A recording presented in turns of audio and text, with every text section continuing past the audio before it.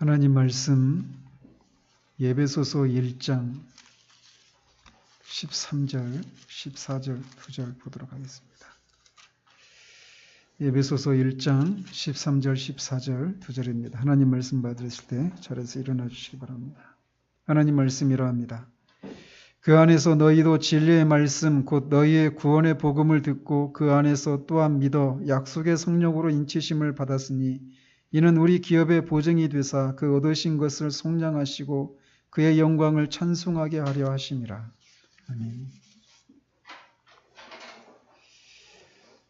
지난주에는 모든 만물을 그리스도 예수 안에서 재통일시키시는 하나님의 방식이 죄인들을 그리스도인이 되게 하는 것이다 라고 하는 것을 이렇게 말씀을 드렸습니다. 그러면서 죄인이, 한 사람의 죄인이 그리스도인이 되게 하시는 하나님이 그리스도인이 되게 하시기 위해서 하나님이 사용하시는 방식이 무엇인가도 말씀을 드렸습니다. 그것은 그리스도의 인격과 그의 사역에 관한 말씀, 즉 진리의 말씀, 구원의 복음을 전하는 것을 통해서 한 사람이 그리스도인이 되게 된다라고 말씀을 드렸습니다. 그 말씀을 전하기만 하면 되는 것이 아니라 성령의 역사가 동반되어야 된다라고 말씀을 드렸어요. 그래서 그리스도인이라고 하는 존재는 그리스도의 인격과 사역에 대한 것을 믿는 사람들이다라고 말씀을 드렸습니다. 이렇게 그리스도의 복음을 듣고 성령께서 그것을 믿게 하심으로 한 사람이 그리스도인이 되고 그리스도와 함께 하나님 나라의 상속자가. 이어서 13절을 살펴보도록 합니다. 전 여러 번 말씀드렸지만 우리의 신앙의 기준은 오늘날의 교회와 그리스도인의 모습이 아니라 신약의 교회와 성도들, 그리고 이 신약의 교회와 성도들의 어떤 영적인 상태가 재현되는 것인 부흥의 시대의 교회와 성도들의 모습이 우리의 신앙의 척도가 되어야 한다라고 여러 번 말씀을 드렸습니다.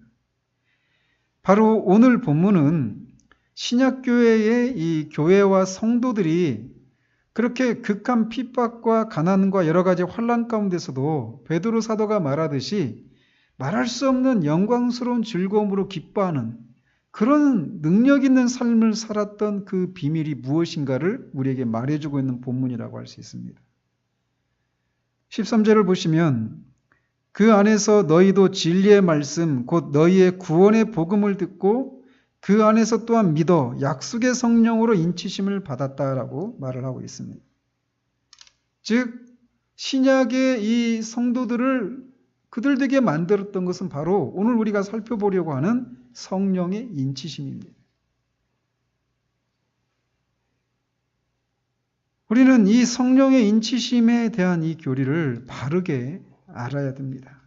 여러 번 말씀드리지만 우리는 알지 못하는 것을 소망할 수도 없고 소망하지 않는 것들은 누릴 수가 없습니다.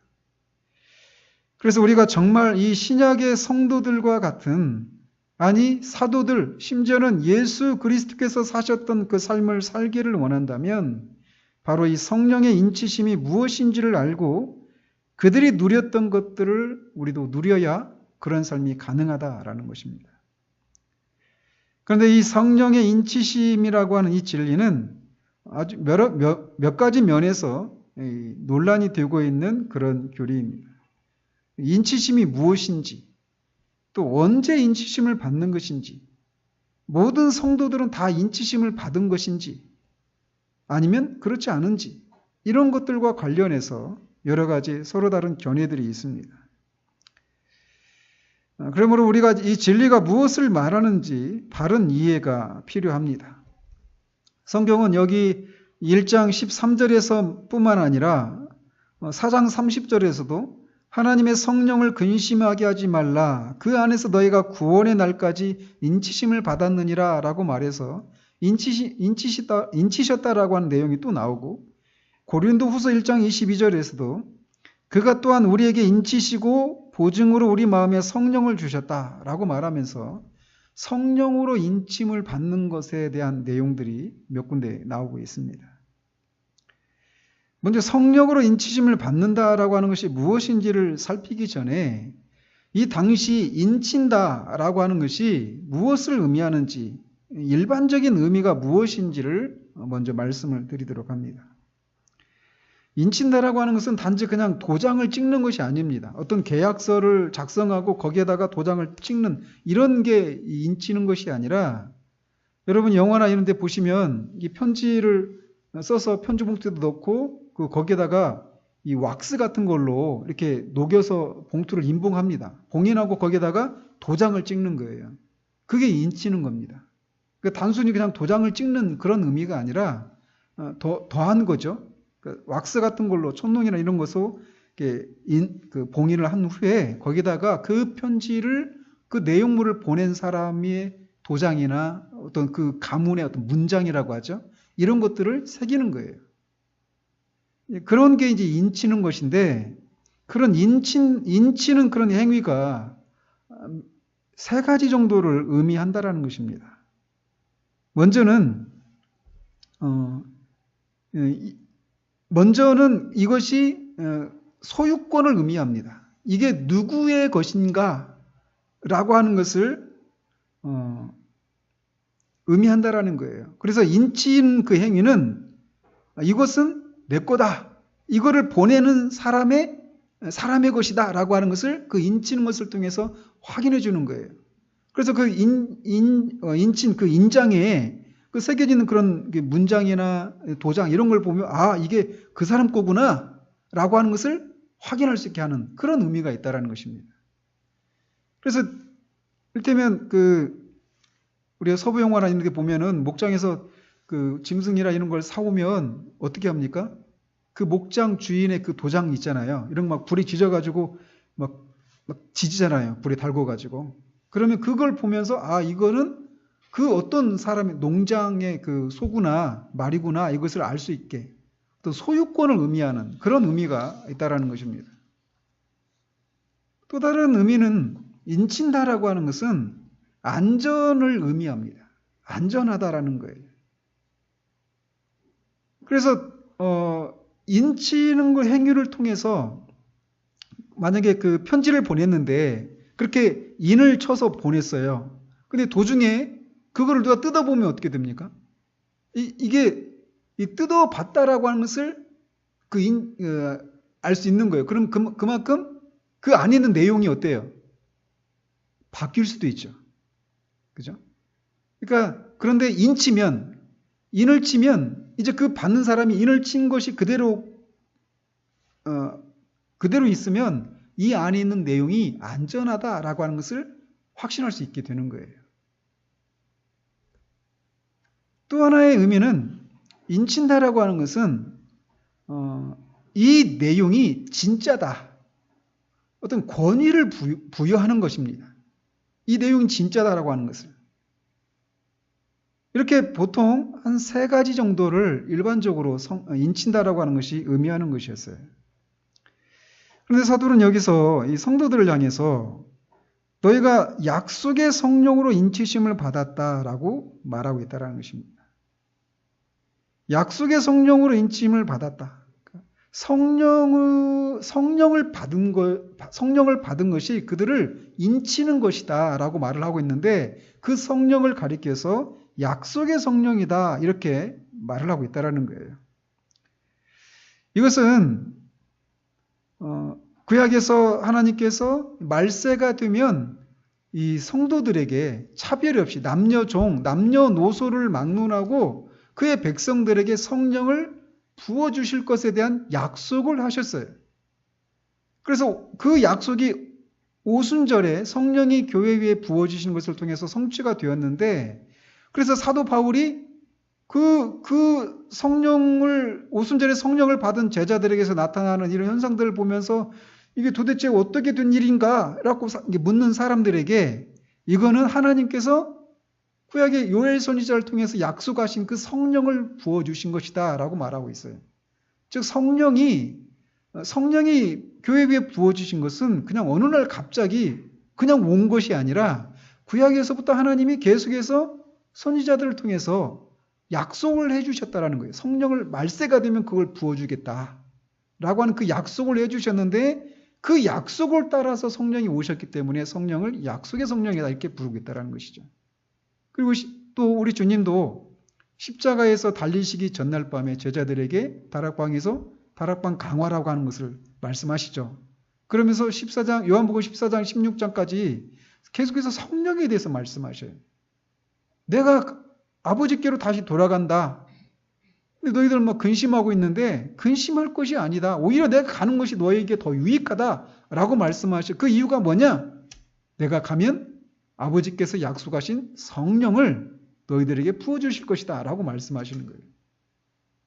그래서 이 성령님은 이렇게 구약에서도 또 신약의 예수 그리스도를 통해서도 약속하신 것을 따라서 오신 분이시기 때문에 약속의 성령이다라고 이렇게 말을 하고 있다는 것입니다. 그런데 이 성령의 인치심이 언제 받는가, 언제 일어나는 것인가에 대해서 그것에 따라서 크게 두 가지 견해가 있습니다.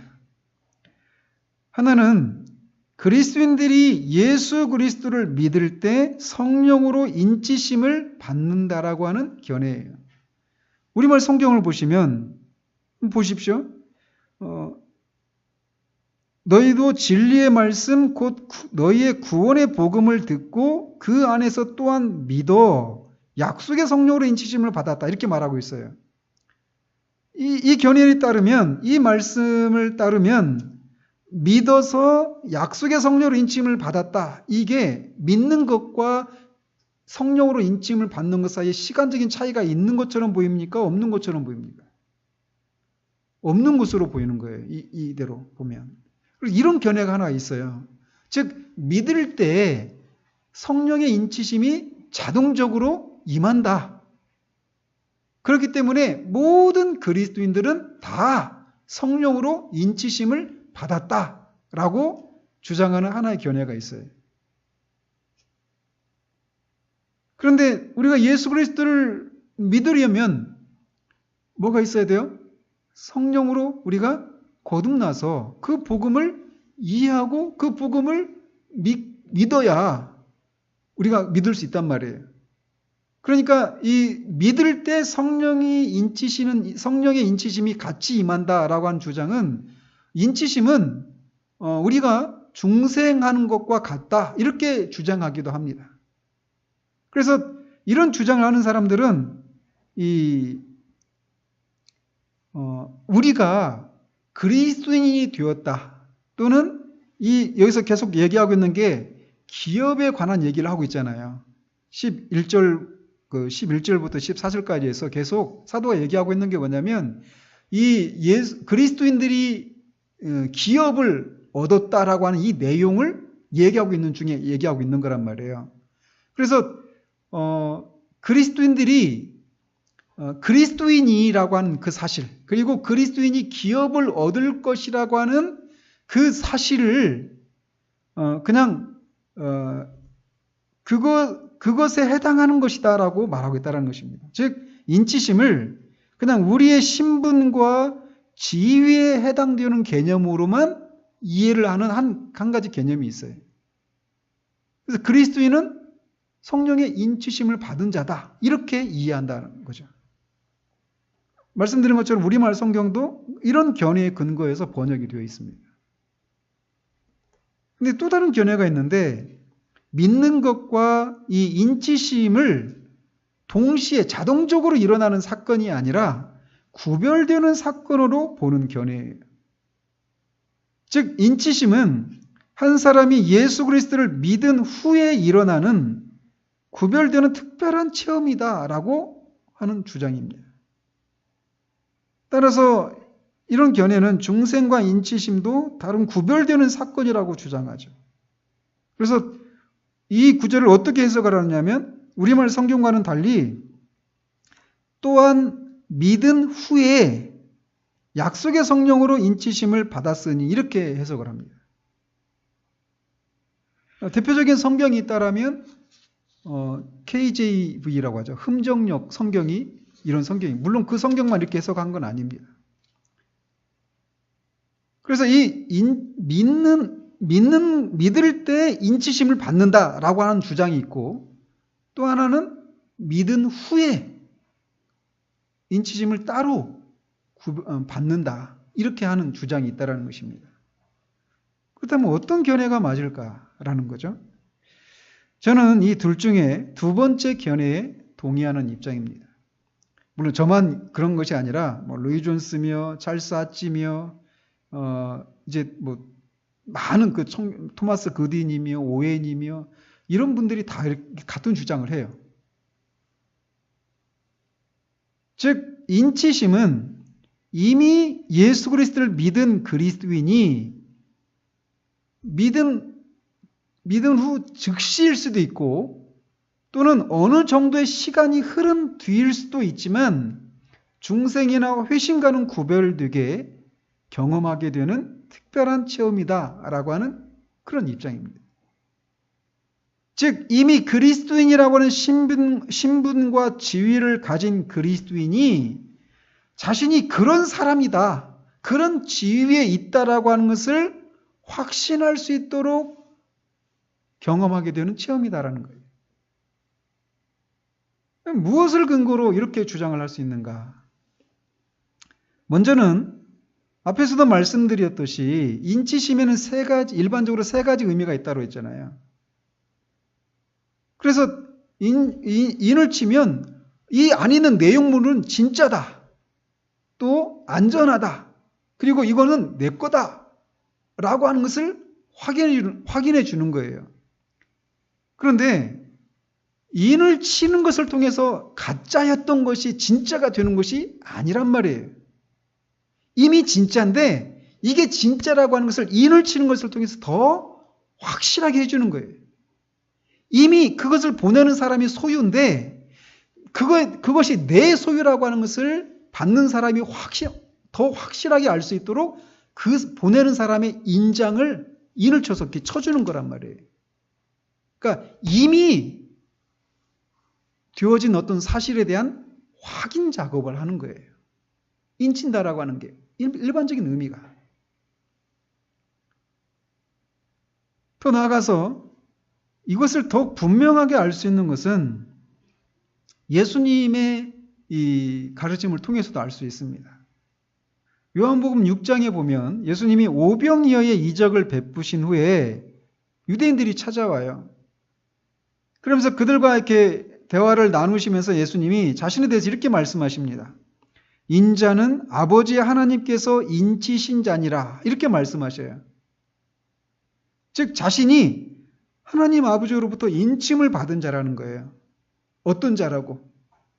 자신이 하나님의 아들이고 또 하나님이 보내신 분이시고 메시아라고 하는 그리스도 구원자라고 하는 것을 인침을 받은 자다라고 말하고 있단 말이죠.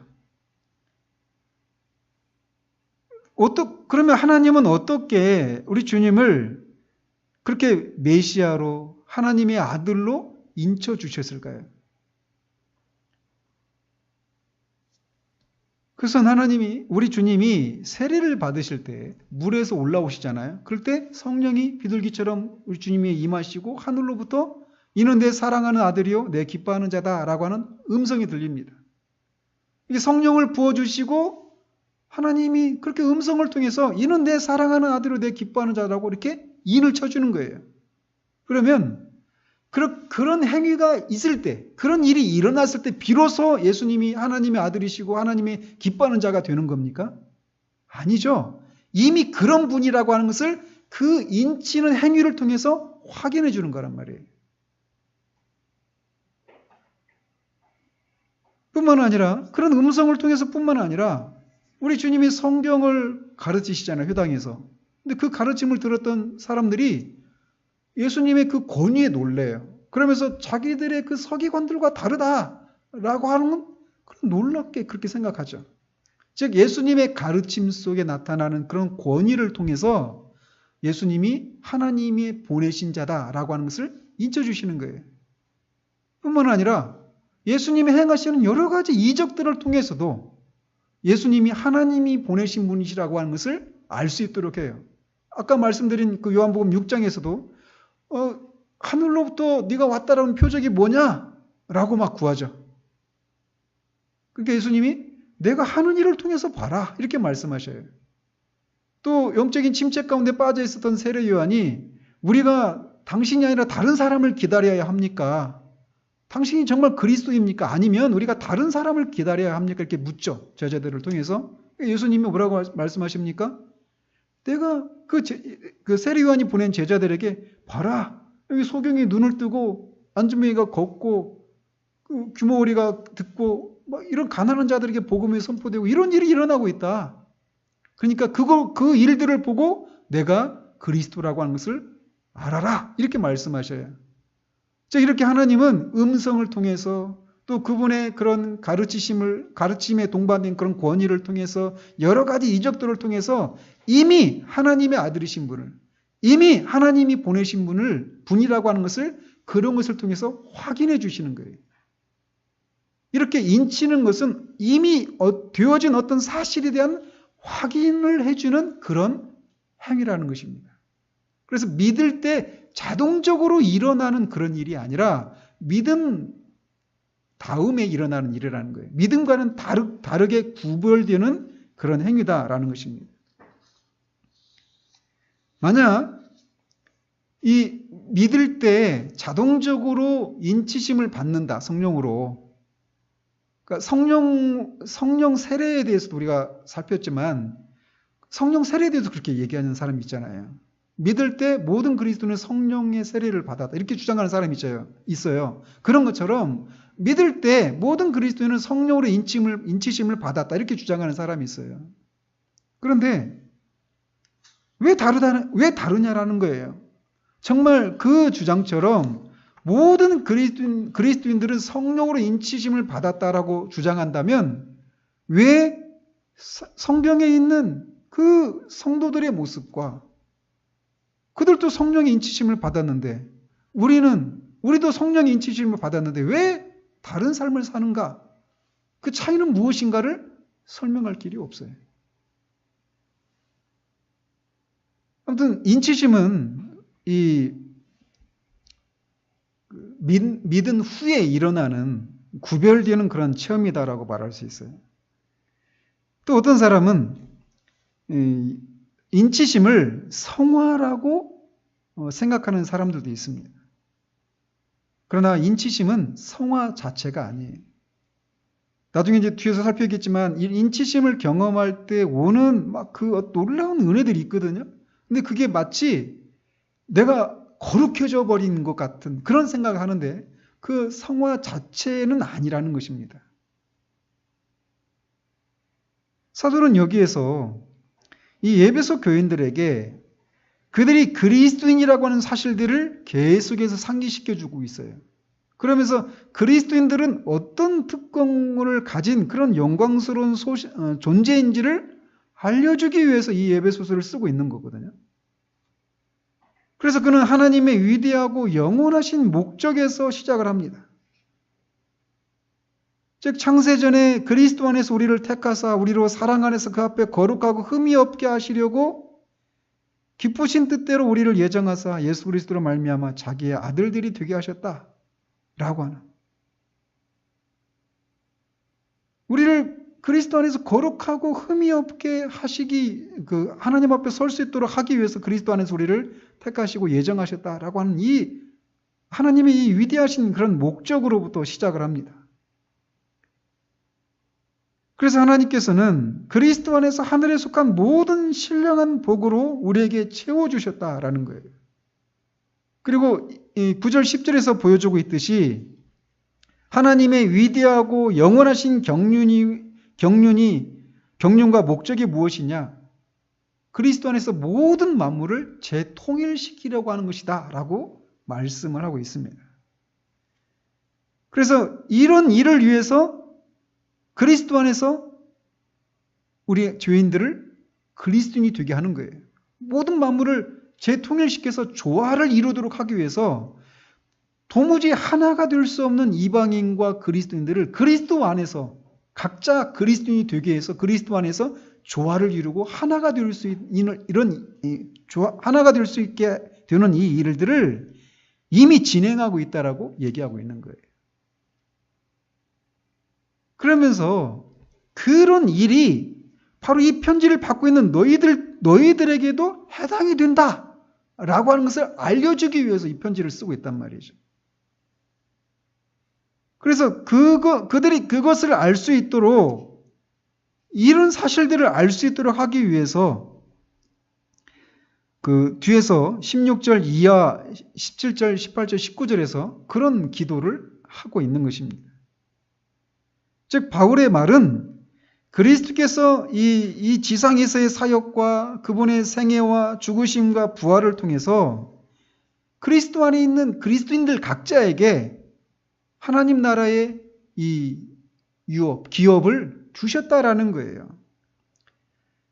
그 기업을 주셨는데 그런 내용들을 지금까지 오고 있단 말이죠. 그런데 문제는 예수님을 통해서 하나님이 이렇게 그리스도 안에 있는 자들에게 이 하나님 나라의 기업을 주셨는데 우리가 그 기업을 받을 수 있다라고 하는 것을 어떻게 확신할 수 있느냐라고 하는 문제가 생긴다라는 것이죠.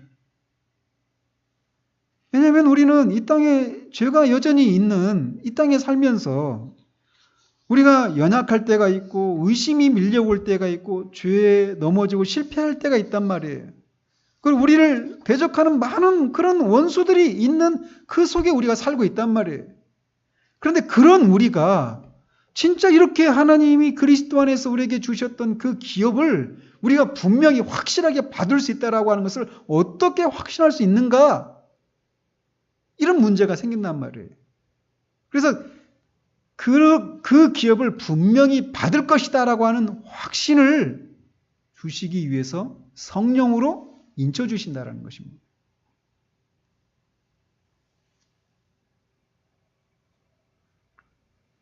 즉 하나님께서 그리스도 안에서 약속하신 하늘에 속한 신령한 기업을 상속할 것이라고 하는 권리 증서를 성령의 인치심을 통해서 우리에게 주시는 것과 같은 의미라는 거예요. 성령의 인치심을 받는다라고 하는 것은 먼저는 우리가 하나님의 소유다 이런 의미도 있어요. 분명히. 뿐만 아니라 우리가 받을 그 기업을 받기까지 우리는 안전하다라고 하는 그런 의미도 우리에게 전해주고 있어요.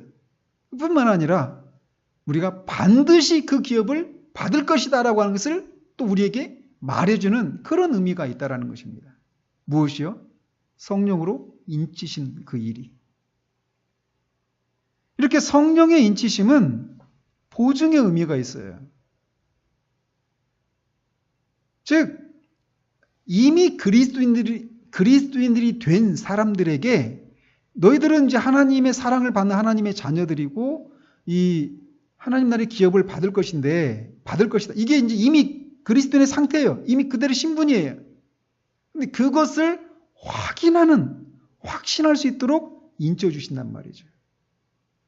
이게 사도행전에서 성령의 세례를 받는 것과 같은 방식이에요. 그래서 제자들이 아까도 말씀드린 것처럼 예수님이 승천하시기 전에 십자가에 죽이시기 전에 내가 승천하면 약속의 성령을 보내주실 것이다 이렇게 말씀하셔요. 그리고 오순절에 성령을 받잖아요. 그런데 그 말씀을 들었던 사도들은 이미 거듭난 사람들이에요. 이미 예수 그리스도의 제자들이에요. 구원받은 사람들이에요. 그런데 그들이 오순절에 성령을 받죠. 성령을 받는 것은 그들이 이 하나님의 자녀이고 하나님 나라의 기업을 반드시 받을 것이라고 하는 것을 확신할 수 있도록 해주는 행위라는 것이죠. 이미 그리스도인들에게 일어나는 부가적인 특별한 그런 체험이라는 것이에요. 사도들의 모습이 그렇죠. 또 사도행전 8장에서도 어떻습니까? 빌립이 사마리아에서 복음을 전하니까 많은 사람들이 예수를 믿고 세례를 받습니다. 그러자 베드로와 요한이 내려가서 그들에게 또 안수를 해주니까 그들 위에 또 성령이 임하죠. 오순절에 임했던 성령같이. 이미 그 사람들은 예수를 믿고 구원받은 사람들이에요. 그런데 사도들이 내려가서 또 안수를 해주니까 성령의 세례가 임하는 거예요. 이미 그리스도인이라고 하는 사람들에게 임하는 추가적인 어떤 사건이라는 것이죠. 10장에서도 고넬료에게 베드로가 복음을 전하고 성령을 받죠. 근데 그 행위를 11장에서 해명을 하면서 그들이 예수를 믿었어요. 근데 그리고 그들에게 일어난 그것이 진짜라고 하는 것을 인쳐주는 그런 의미로서 성령이 자신들에게 임했던 것처럼 그렇게 임했다라고 해명을 합니다. 그러니까 성령의 세례를 받는 것이, 사도행전에서 성령의 세례를 받는 것이 그런 의미가 있는 거예요. 또 그 19장에서도 마찬가지죠. 에베소에 있는 12제자들도 사도 바울을 만나기 전에 예수를 믿었어요. 그런데 사도 바울이 그들에게 안수를 하니까 성령의 세례를 받죠. 지금 제가 인치심을 받는 것과 성령의 세례를 같은 맥락에서 얘기하고 있는데 사실상 성령의 인치심과 성령의 세례는 같은 의미가 있습니다. 같은 거예요. 근데 어떤 때는 성령의 세례라고 말을 하고 어떤 때는 인치심이다 이렇게 말을 하는데 같은 사건인데 다른 측면에서 얘기를 하고 있는 것입니다. 성령의 세례는 주로 능력과 관련해서 성령의 세례를 말을 하는 거예요. 이에 비해서 인치심은 우리로 하여금 내가 하나님의 사랑을 받는 하나님의 자녀다. 너는 내 것이다. 라고 하는 이런 확신. 그리고 나는 반드시 하나님 나라의 기업을 받게 된다. 나의 이런 연약함에도 불구하고 내 밖에 있는 그 수많은 원수들이 있음에도 불구하고 내 그런 분명 이런 많은 실패에도 불구하고 나는 반드시 하나님 나라의 기업을 받게 되어 있다라고 하는 것을 확신하게 해주는 그런 의미에서 그런 측면에서는 성령의 인치심 이렇게 말을 하고 어떻습니까? 그런 확신이 있을 때 우리가 어때요? 복음을 전할 때 그리스도에 대해서 얘기할 때 확신 가운데 말씀을 전할 수 있지 않겠어요? 그래서 이렇게 증거와 관련해서는 세례라고 하는 용어를 쓰고 내가 확신하는 그런 차원에서는 인치심이라고 하는 그런 용어를 교차적으로 성경이 사용하고 있다는 것입니다. 그래서 어쨌든 말씀드린 것처럼 이 성령의 인치심을 받으면 크게 두 가지예요. 내가 하나님의 자녀다. 내가 구원받은 사람이다. 내가 하나님의 것이다. 라고 한 것을 확신하게 됩니다. 또 하나 말씀드린 것처럼 우리가 하나님 나라의 기업을 반드시 얻게 될 것이다. 라고 하는 것을 확신하게 해주는 그런 효과가 우리에게 동반되게 돼요. 그러니까 성령의 인치심을 받으면 이런 확신을 갖게 되는데 그런 확신을 갖게 될 때 우리 안에 우리의 감정이 우리의 정서가 아무런 일이 일어나지 않는 것이 가능할까요? 절대 불가능합니다. 그래서 사도는 로마서 5장에서 하나님의 사랑이 우리에게 부어졌다라고 말을 해요. 내가 하나님의 자녀라고 하는 것을 확신할 수 있도록 성령께서 우리 영혼에 직접적으로 말씀하시는 거예요. 귀로 듣는 것이 아닌데 귀로 듣는 것보다 더 분명하고 확실하게 우리가 확신할 수 있도록 그것을 우리에게 알려주시는 거예요. 그게 인치심이에요.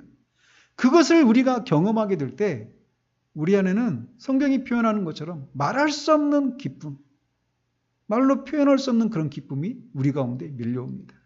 내가 하나님의 사랑을 받는 존재라고 하는 것. 이렇게 연약한데도, 이렇게 실패하는데도 내가 그리스도 안에 있음으로 인해서 내가 하나님의 사랑을 받는 그런 존재라고 하는 것을 알려주시는 거예요. 그게 인치심이에요.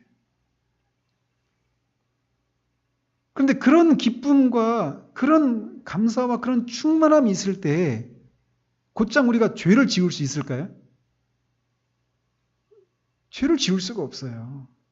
그래서 사람들이 착각하는 게 뭐냐면 그런 것을 경험할 때 내가 전보다 더 거룩해졌다 이렇게 생각하기 쉽다라는 거예요. 그러나 성화 자체가 아니에요. 그거는 우리로 하여금 성화를 촉진하게 하는 그런 역할을 하긴 하지만 그렇게 인치심을 경험하는 것 자체가 성화 자체는 아니다라는 것입니다. 인치심을 경험했다고 해서 내가 그 자체로 내 안에서 죄가 다 사라져버리고 죄를 짓지 않는 이렇게 되는 게 아니란 말이에요. 그 인치심의 결과 우리에게 밀려오는 그 하나님의 사랑에 대한 감사와 기쁨 이런 확신이 우리로 하여금 죄를 짓지 않게 하는 것, 역할을 하는 것이죠. 간접적인 방식으로. 그래서 인치심이 성화 자체는 아니다라는 것입니다.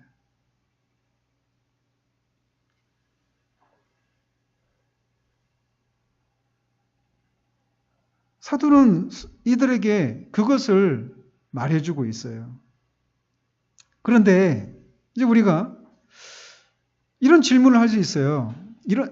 또 알아야 될 게 인치심을 경험할 때 한 사람 안에서도 이 인치심을 경험하는 것은 여러 번 반복되어서 경험할 수 있습니다. 한 번의 경험으로 끝나는 게 아니에요. 또 어떤 사람은 그러니까 인치심이 예수를 믿는 것과 구별된다고 그랬잖아요. 그러면 인치심을 경험하지 않은 그리스도인이 있을 수 있을까요? 있습니다. 인치심을 경험하지 않은 그리스도인이 있을 수 있어요. 그리스도인임에도 불구하고 이런 인치심을 경험하지 못한 채 그냥 생을 마감할 수도 있습니다. 그리고 그리스도인이라면 모든 그리스도인에게는 이렇게 인치심이라고 하는 것을 경험할 수 있는 가능성이 다 열려 있습니다. 어떤 특별한 사람들에게만 인치심이라고 하는 것을 허락하시는 것이 아니라 성령의 주권적인 그런 주권 아래에서 모든 그리스도인들에게 이 가능성이 열려 있어요. 그리고 이 인치심도 말씀드린 것처럼 한 사람 안에서 여러 번 반복해서 경험할 수 있어요. 그런데 한 사람 안에서도 그렇고 그것을 경험한 사람들 사이에서도 그렇고 인치심의 결과, 인치심의 그 정도는 차이가 있을 수 있습니다. 그래서 하나님의 사랑이 막 내게 부어진다라고 표현할 수 있는 그런 경험이 막 그렇게 그런 경험에 있어서도 차이가 있을 수 있다라는 거예요. 그래서 여러분들이 인치심이 막 그 인치심을 경험한 그 사람들 제가 르지언스 교리 강좌 하면서 인치심 성령 세례 얘기하면서 그것을 경험했던 사람들의 그 경험들을 막 말씀드렸잖아요. 그런 분들을 다 하나님의 일들에 크게 쓰임 받았던 그런 하나님의 종들이었어요. 그런 것을 보면서 내가 경험한 것은 그들이 경험한 것과는 다른가 봐. 이렇게 생각할 수 있어요. 그러나 그렇지 않다라는 것입니다. 인치심의 정도가 차이가 있을 수 있어요. 그 내용은 뭐냐?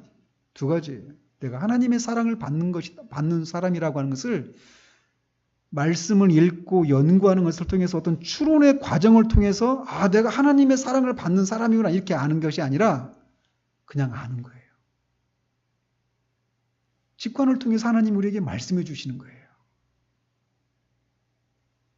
말씀을 보니까 예수님을 믿는 사람들은 반드시 하나님 나라의 기업을 받게 되어 있구나 이렇게 아는 것이 아니라 그것도 하나의 확신의 한 방법입니다. 그런데 그렇게 아는 것이 아니라 성령께서 직접적으로 우리에게 알려주시는 거예요. 그래서 이 지상에서 이 체험을 대체할 수 있는 체험은 없습니다. 이것을 체험했을 때 오는 그 이상의 것은 이 세상에는 없어요. 하나밖에 없어요. 나중에 우리가 영화롭게 되었을 때 누리게 될 그거 이외에는 우리가 지상에서 이 체험을 능가할 수 있는 체험이 없어요.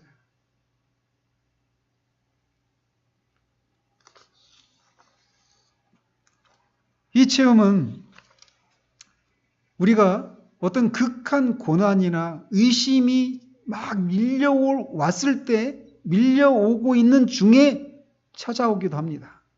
그런데 또 반대로 이렇게 극한 고난과 의심이 밀려오기 전에 이런 것을 체험하게 하시기도 해요. 그래서 그런 극한 고난과 의심을 물리칠 수 있도록 예방 차원에서 그렇게 해주시기도 하십니다. 성령의 주권적인 사역이에요. 언제 이런 것이 임할 수 있는지. 또 인치심을 경험할 때, 그때 제가 말씀드렸죠. 부흥을 경험하면서 이 부흥이 바로 인치심입니다. 성령 세례의 다른 용어가 부흥이라고 하고 또 성령 세례의 다른 용어가 인치심이라고 말씀드렸잖아요. 그래서 부흥을 우리 수요 기도회에서 부흥을 살피면서도 우리 살펴봤지만 이 부흥을 경험할 때 어떤 사람들은 어떤 영적인 그런 현상들이 동반되기도 해요. 어떤 영적인 현상들. 그래서 예언을 하기도 하고 어떤 몸이 막 신체적으로 어떤 그런 다른 사람들을 경험하지 않는 그런 것을 경험하기도 하고 그래요. 그러나 그게 본질적인 건 아니라고 그랬잖아요. 그런 것처럼 인치심을 경험할 때도 우리가 때로는 은사가 동반되어 나타날 수도 있습니다.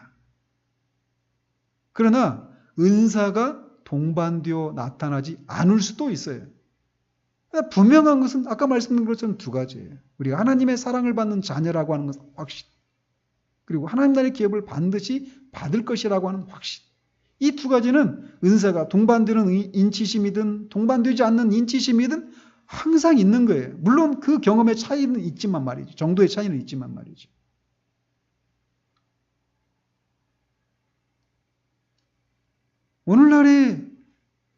오늘날의 교회와 성도들의 이 모습과 이 신약의 성도들의 모습의 차이는 바로 이 차이예요. 그들은 여러분이 서신서를 계속 읽어보십시오. 그리고 그들이 얼마나 많은 환난과 핍박을 마게도냐 교회는 극한 가난 가운데 처하게 됐어요. 에베소 그 요한계시로 나오는 어떤 두아데라 교회인가요? 거기는 상응을 못해요. 예수 믿는다라고 하는 사실 때문에. 예수를 믿는다라고 하는 것 때문에 그런 극한 고난을 받아요. 서머나 교회 같은 경우는 막 죽기까지 고난을 받아요. 그런데도 그걸 뛰어넘어요. 사도 베드로가 말하는 것처럼 말할 수 없는 영광스러운 즐거움으로 기뻐하는 그런 일들을 하는 거예요. 고난이 있는데, 가난한데, 그런 능력이 어디서 나오느냐? 바로 여기에서 나온다라는 거예요. 넌 내 것이다. 내가 하나님의 것이다. 내가 하나님의 사랑을 받는 존재다. 그 사실을 하나님이 우리에게 사도가 말하는 것처럼 하나님의 그 사랑을 우리에게 막 부어주시는 거예요. 그것이 우리가 직면한 그 많은 고난과 환난을 뚫고 지나가서 그것을 뚫고 지나가서 우리가 더 정결케 되고 더 강해지는 그런 것이 가능했던 것입니다.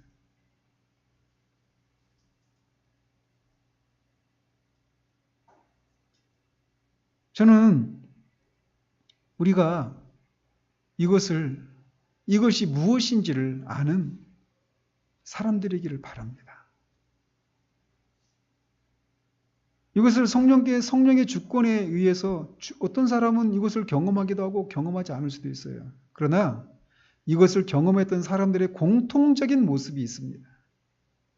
먼저는 이런 것이 있다라고 하는 것을 알고 그것을 경험하기를 갈망하고 추구했다라는 것입니다. 이것을 추구하지 않은 채 어느 날 갑자기 뚝 떨어져서 이것을 경험하고 놀라운 그런 사람이 되었던 사람은 하나도 없어요. 이것을 경험하기를 추구하고 막 간구하는 가운데 어떤 때는 오히려 그런 은혜가 있기 전에 더 어두운 그런 때를 지나기도 합니다.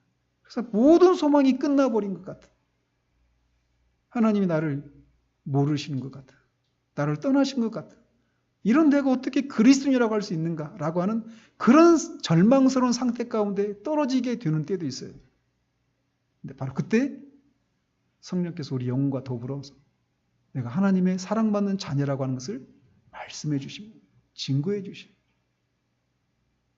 거기에서 우리는 능력 있는 삶을 살게 만드는 거예요. 거기에서 우리는 하나님이 사변과 관념 속에 갇혀 계신 하나님이 아니라 살아계신 하나님이심을, 지금도 우리 가운데 역사하시는 그런 분이시라고 하는 것을 알고 그 실제를 누리며 살아가게 되는 일들이 가능하게 되는 것입니다. 사랑하는 성도 여러분, 저도 그렇고 우리 교회도 그렇고 우리 교우 모두가 이것이 무엇인지를 아는 그런 사람들이기를 바라요.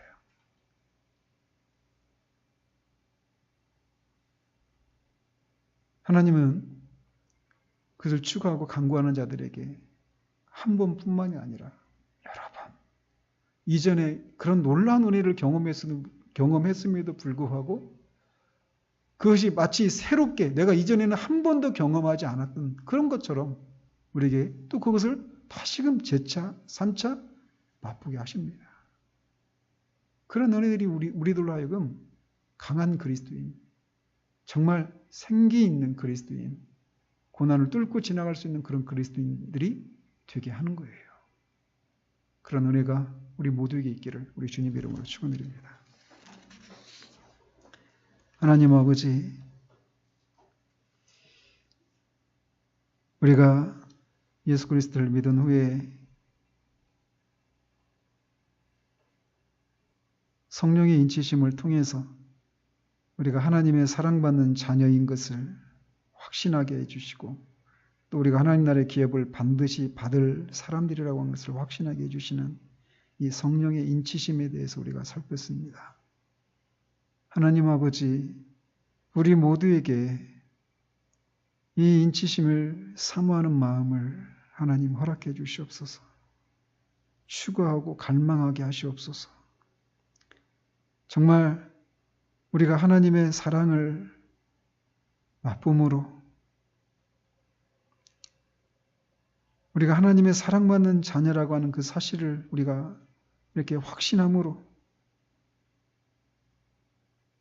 거룩함을 더 추구하고 하나님을 더 추구하고 정말 그리스도인의 그 능력 있는 그런 삶의 실제들을 누리며 살아가는 일들이 우리 모두에게 있을 수 있도록 주님 도우시옵소서. 너무나도 가난한 이 시대 가운데 하나님, 우리 교우들은 정말 다 이것이 무엇인지를 알고 이 말씀의 찐말에 구별된 모습으로 살아가는 그런 우리들 될 수 있도록 주님 도와주시길 원합니다. 예수 그리스도 이름으로 기도합니다. 아멘. 성찬을 거행하도록 하겠습니다.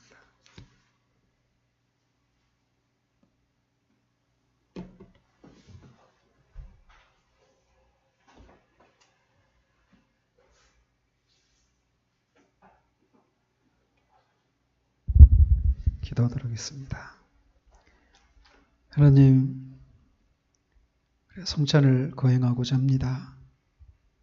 주님이 우리를 위해서 주님의 몸을 찢으시고 십자가에서 피를 다 흘리셨다라고 하는 그 흘리신 것이 바로 우리를 위한 것이라고 하는 것을 우리가 기억하고, 또 장차 이 땅에서 우리가 우리 떡과 포도주가 우리 몸 안에 양분을 제공해서 우리 몸이 그렇게 거동하는 것처럼 우리가 주님으로 말미암아 이 땅을 살 수 있다라고 하는 것을 또 기억나게 하시고, 또 장차 우리가 하나님 나라에서 어린 양의 혼인잔치에 참여해서 먹고 마시게 될 그 영광스러운 잔치를 사모하게 하는 그런 일들이 우리 가운데 일어날 수 있도록 성령께서 우리 가운데 역사해 주시기를 원합니다.